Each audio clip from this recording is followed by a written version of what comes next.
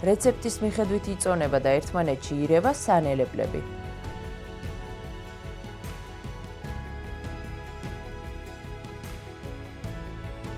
აწონილი ხორცი და სანელებლები მოთავსდება სპეციალურ დანადგარში.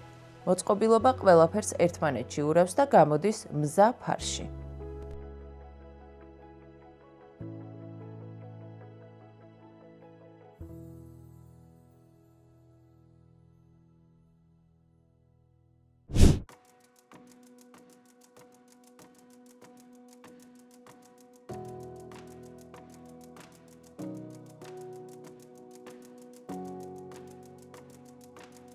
მესამე უბანი ფორმირების ადგილია.